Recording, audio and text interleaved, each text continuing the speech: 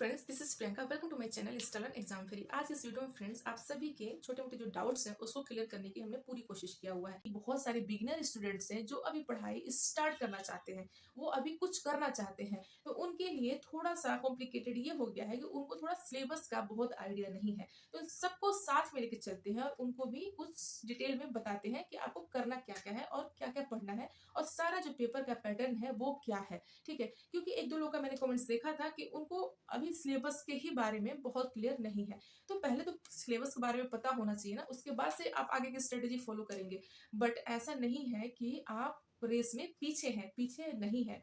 आपने वो कहानी तो सुनी होगी ना, कछुआ और खरगोश वाली, कि भागते भागते रुक गए और चलते चलते हम पहुंच गए। ठीक है, तो वही काम करना है। अभी भी आपके पास 3.5 मंथ्स की टाइम है, मिनिमम, मैक्सिमम और भी हो सकता है। तो घबराने की और बिल्कुल भी टेंशन लेने की जरूरत नहीं है। अभी आपको क्या करना है, कछुए के रेस से आराम से स्मूथली धीरे धीरे रेगुलर बिल्कुल कंटिन्यूटी बना के रेगुलरिटी बनाए रखना है और पढ़ाई को बिल्कुल टाइम देना है। इन सारी चीजों के बारे में इस वीडियो में हम डिटेल में डिस्कस करेंगे और आपके सिलेबस के बारे में जानेंगे, आपके बुक के बारे में जानेंगे, आपके क्वेश्चन के बारे में जानेंगे, एक एक चीज के बारे में। सबसे पहले तो इसमें हम बात करें फ्रेंड्स की जो टोटल वैकेंसी आपकी बीपीएससी 4.0 में वो 1,60,082 वैकेंसी है। ऐसा नहीं है कि ये सारा वैकेंसी आपको 4.0 में मिलेगा। ये आपका नेक्स्ट मतलब जनवरी या फेब में आपका 5.0 भी आने वाला है, तो उसमें भी ये कुछ वैकेंसी इंक्लूड होंगी। तो इतना वैकेंसी है आपका 1,60,082, जिसमें कि आपका जो सेक्शन है, पेपर का जो पैटर्न है वो आपका 3 पार्ट में है। इतना सबको पता है, लेकिन कुछ ऐसे बिगनर स्टूडेंट्स भी हैं जिनको अभी इन सब चीज़ों को लेकर बहुत सारे डाउट्स हैं। कमेंट्स में मैंने देखा तो सोचा कि वीडियो के माध्यम से आपको इस सारी चीज़ों को एक बार और क्लियर कर दिया जाए। तो पार्ट 1 में आपका भाषा 30 नंबर का, जीके जीएस 40 नंबर का, सब्जेक्ट आपका 80 मार्क्स का, टोटल आपका 150 मार्क्स का ये पेपर है। जिसमें हम भाषा 1 की बात करें तो 30 नंबर का, जिसका जो सिलेबस है आपका हिंदी में गद्यांश, व्याकरण, शब्दावली, साहित्य, और इंग्लिश की बात करें तो passages, grammar, articles, vocab, daily life related कुछ क्वेश्चन पूछे जाते हैं।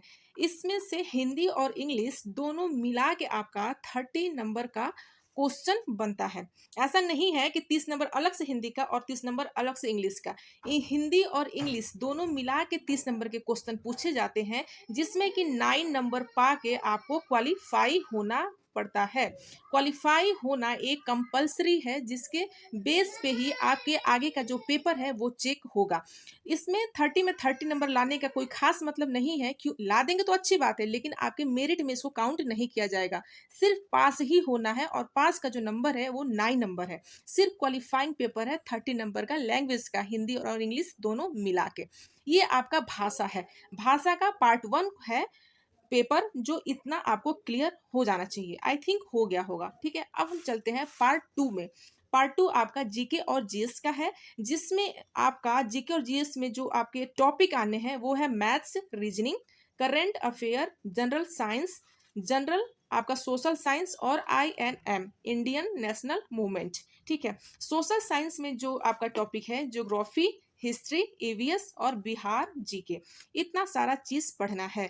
तो इसमें बहुत सारे बच्चों को यही चीज लेके बहुत सारा डाउट्स है कि जीके और जीएस कहाँ से तैयार करें। देखिए फ्रेंड्स, जीके जीएस पढ़ना बहुत इंपॉर्टेंट है, क्योंकि आपका जो मेरिट है इसी से डिसाइड होगा। इसी से आपका मेरिट बनता है, 1 या 2 नंबर से, या कम होता है, ज्यादा होता है। तो जीके जीएस है बहुत इंपॉर्टेंट टॉपिक, जो कि आपको पढ़ना ही पढ़ना है। लेकिन एक ये भी बात सच है कि जीके और जीएस इतना नहीं इन्वॉल्व हो जाना है कि बाकी की चीजों को पीछे छोड़ देना है। जीके जीएस पढ़िए, लेकिन इतना मत उसमें घुस जाइए कि आपका सब्जेक्ट पीछे रह जाए। सब्जेक्ट पे आपका पूरा कमांड रहेगा तो आप नंबर अधिक गेन करेंगे। और ये आपका पढ़ के मतलब इतना नंबर इसमें पर आना जरूरी है, जिससे कि आपका मेरिट में नाम आ जाए। ठीक है, तो जीके तो इंपॉर्टेंट है, लेकिन सब्जेक्ट ज्यादा से ज्यादा नंबर लाने के लिए इंपॉर्टेंट है। ठीक है, तो इसमें हम कुछ सेलेक्टिव चीज पे ही ध्यान देंगे, बैक ईयर के पेपर का एनालिसिस करके, और उसी के हिसाब से पढ़ेंगे। जीके जीएस बहुत लेंदी, बहुत ब्रॉड है, तो उसमें हमें बहुत ज्यादा समय नहीं खपाना है। उसमें क्या करना है कि बहुत स्मार्टली स्ट्रेटेजी से पढ़ाई करनी है। तो मैथ्स और रीजनिंग मिला के आपके 8 से 10 क्वेश्चन बनते हैं, जिसमें से 4-5 रीजनिंग के सब कर ही ले जाते हैं, और मैथ्स आपका बहुत बेसिक होता है, रेशियो प्रॉफिट लॉस, इस टाइप के। तो आप इसको अलग से नहीं पढ़ना है। जो आप बैक ईयर का, प्रीवियस ईयर का क्वेश्चन लेंगे, उसी में से सारा सॉल्व करके प्रैक्टिस करनी है। रही बात करंट अफेयर की, तो करंट अफेयर आप डेली अगर देख पाते हैं, टाइम दे पाते हैं तो ठीक है, वरना आप वीकली भी किसी भी यूट्यूब चैनल पे आप करंट अफेयर पढ़ सकते हैं। अगर फिर भी आपके पास टाइम नहीं है, तो एग्जाम के 20 दिन पहले से ही आप 6 महीना का करंट अफेयर का कोई सा भी वीडियो या कोई सा भी मैगजीन लेके, स्पीडी का मैगजीन बढ़िया होता है बिहार के लिए, क्योंकि बिहार का मैक्सिमम क्वेश्चन स्पीडी से पूछे जाते हैं, मतलब लड़ जाता है, उससे फंस जाता है स्पीडी से क्वेश्चन। स्पीडी एक मैगजीन है, करंट अफेयर के लिए आती है, उससे क्वेश्चन मैक्सिमम एग्जाम में मिल जाते हैं।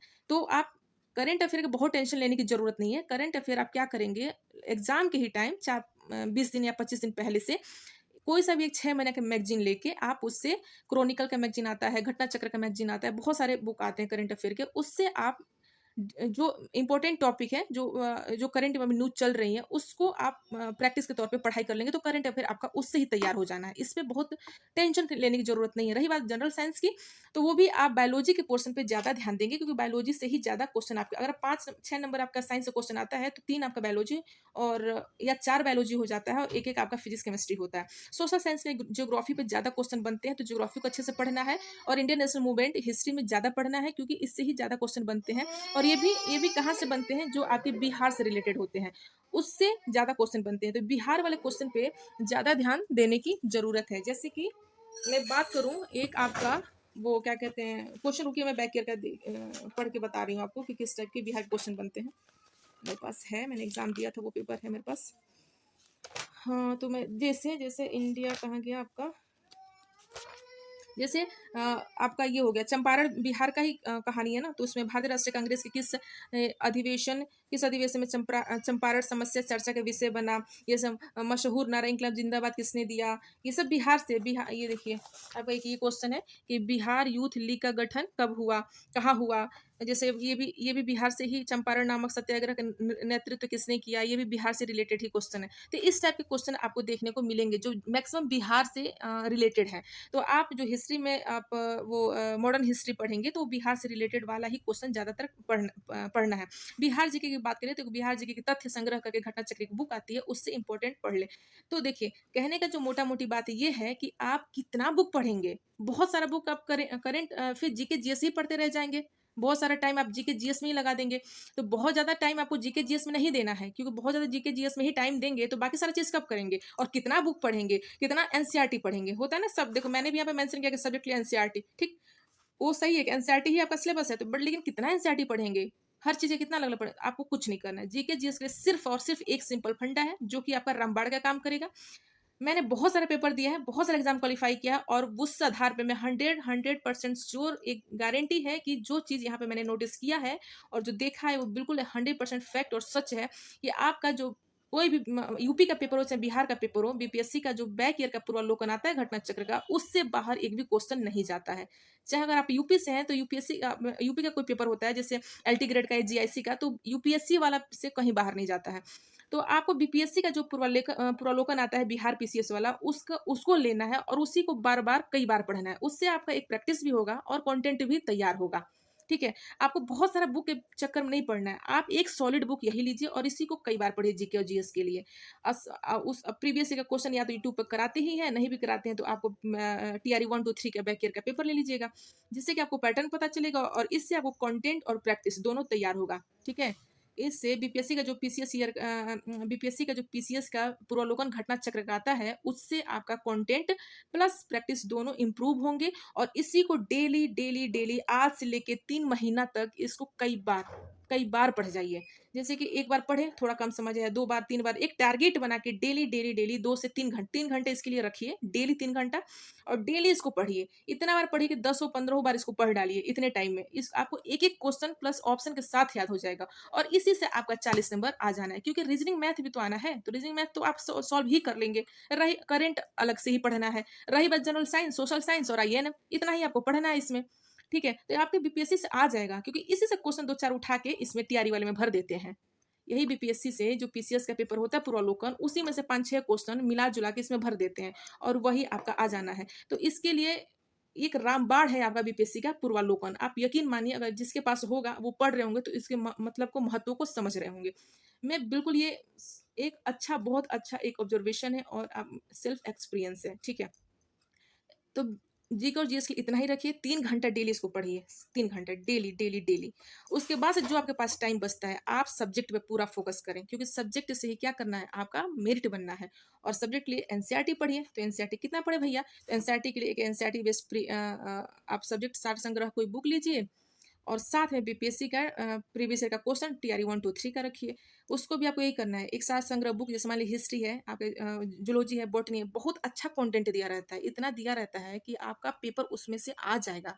सारा क्वेश्चन उसमें से मिल अरे भाई जो सब्जेक्ट वही तो आएगा ना, कहीं और से कुछ और तो उड़ के छप नहीं जाएगा। जो आपका कंटेंट है, जो मटेरियल है, अब वही आएगा। ऐसा तो है नहीं कि अब कोई ये कह दे कि विटामिन डी की कमी से कौन सी रोग होती है, विटामिन डी किससे मिलता है, तो विटामिन डी एक क्वेश्चन है जो बुक में है तो वो वही आएगा, कहीं और से विटामिन एम तो नहीं आएगा, विटामिन डी ही आएगा। कहने का मेरा मतलब ये है कि जो आपका जो है अंदर कंटेंट मटेरियल वही तो आएगा। तो इसलिए बहुत बुक के पीछे मत परेशान होइए, बुक के पीछे परेशान हो के अपना टाइम मत वेस्ट करिए, मत समय गंवाइए। आप बस एनसीईआरटी बेस्ड कोई सा भी सार संग्रह का बुक लीजिए, साथ में बीपीएससी का प्रीवियस ईयर का क्वेश्चन, घटना चक्र का और बीपीएससी का टीआरई 1, 2, 3 का बैक ईयर का क्वेश्चन। इतना ही बस करना है, चाहे पीआरटी के लिए दे रहे हैं, 6 टू 8 के लिए, 9 टू 10 के लिए, 11 12 सब्जेक्ट के लिए, इतना। ये इतना ही स्ट्रेटेजी फॉलो करना है, बहुत ज़्यादा नहीं पढ़ना है, बहुत बुक के चक्कर में नहीं पढ़ना है, बहुत कोचिंग के बारे में नहीं जाना है, सेल्फ स्टडी करना है और ऐसे ही पढ़ना है। एक बार इस फॉर्मूला को अपना के देखिए, आपका 100% एग्जाम क्वालिफाई होगा। ये 100% क्लियर है। ठीक है? तो आई होप कि आप सभी को समझ में आ गई होगी और शायद आपको अब कन्फ्यूजन थोड़ा बहुत कम हुआ होगा। अगर ज़्यादा होगा या फिर भी किसी चीज़ को लेकर डाउट होगा तो कमेंट में हमें अपना कमेंट दीजिएगा। मैं कोशिश करूँगी कि और भी क्लियर करूँ। लेकिन आप यकीन मानिए सच में ये बहुत अच्छा काम करता है और मैंने बहुत एग्ज़ाम दिया है, बहुत सारे एग्ज़ाम क्वालीफाई भी किया है। इसलिए मुझे ये सारी चीज़ें पता है, मतलब मैंने ये सब चीज़ें देखा है, समझा है। तो वो आपको एक्सपीरियंस ये मेरा 100% ये है, सॉलिड है। ऐसा नहीं है कि ये बहकावा नहीं है, बिल्कुल 100% सॉलिड है ये और सच है। फ्रेंड्स आई होप कि आप सभी को ये सारी स्ट्रेटजी यूजफुल लगी होंगी और आपके लिए काफ़ी बेनिफिट साबित होगा। मेरा भी यही मेन उद्देश्य है कि आप सभी को एक प्रॉपर तरीके से अच्छे से गाइड कर पाऊँ जिससे कि आप मिसगाइड ना हो, क्योंकि होता है कि एस्पिरेंट जब तैयारी कर रहा होता है तो उनके माइंड में बहुत तरह तरह की चीज़ें चल रही होती हैं। वो बहुत शॉर्ट चीज़ों को ना और जो बहुत अच्छा चीज़ होता है उसको उनका माइंड समझने में थोड़ा डिफिकल्टी लगाता है। उनको ये लगता है इतनी आसानी से तो चीज़ें नहीं हो जाती हैं, इतनी आसानी से होती तो हर किसी के पास जॉब होता, बट इतनी ही आसानी से होती है, इतनी ही आसानी से होती है। दिक्कत कहाँ फँसती है? इसी सोच में फँसती है कि हम ये सोचते रह जाते हैं ना, इतनी आसानी से नहीं होती है। फलाना ने इतना पढ़ लिया, उन्होंने इतना पढ़ लिया, उसके पास ये बुक है, उसके पास उन्होंने ये सारे कोचिंग ले रखे, उसके पास ये इतने सारे मटेरियल है, उनके पास इतने सारे, इससे नहीं होता है। बस वो रखा का रखा, धरा का धरा रह जाता है। जितना कम सोर्सेज होंगे उतनी अच्छी पढ़ाई होगी। कम सोर्सेज होना ज़रूरी है, बहुत ज़्यादा रिवीजन करना ज़रूरी है। ये ज़रूरी नहीं है कि आपके पास कितना सारा बुक का से आपने कबर्ड को भर रखा है, ये ज़रूरी नहीं है। कितना कलेक्शन लगा रखा है, ये ज़रूरी नहीं है। ज़रूरी ये है कि आपका जो स्ट्रैटेजी है, वो कितना यूज़फुल है और कैसे आप स्मार्टली अपनी पढ़ाई को कर रहे हैं और अपने आप को टाइम दे रहे हैं, ये ज़रूरी है। ठीक है? तो मिलते हैं आपसे किसी नेक्स्ट वीडियो में। तब तक के लिए फ्रेंड्स हँसते रहिए, मुस्कुराते रहिए, अपनी पढ़ाई करिए और जो भी आपको एक नीड हो, बेसिक कुछ भी प्रॉब्लम हो, तो आप कमेंट के माध्यम से हमें बताइएगा। ठीक है? Thank you so much.